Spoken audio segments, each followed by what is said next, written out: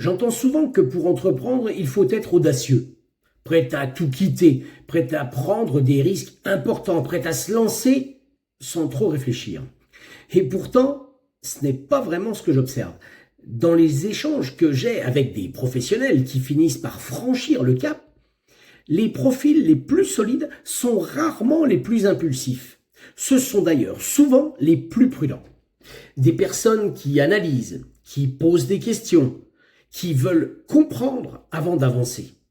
Au départ, cette prudence leur semble parfois être un frein.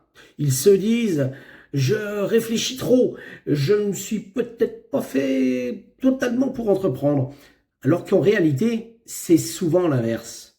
Personnellement, je trouve ça très rassurant de se poser des questions, parce que la prudence n'empêche pas d'avancer. Elle permet de construire durablement. Ce que je constate souvent, c'est que les entrepreneurs qui réussissent dans la durée ne sont pas ceux qui prennent le plus de risques, ce sont ceux qui savent les mesurer. Ils ne cherchent pas l'aventure, ils cherchent un cadre clair. Ils veulent comprendre comment structurer leur activité, comprendre comment sécuriser leurs premières décisions, comprendre comment éviter les erreurs que d'autres ont déjà faites. Et c'est là qu'un basculement intéressant se produit. La personne ne cherche plus à oser, elle cherche à construire intelligemment.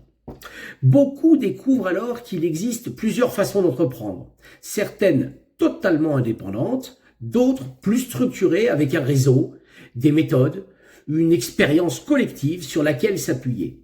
Pas pour être guidé en permanence, non, c'est pas le but du jeu, mais pour avancer avec plus de visibilité.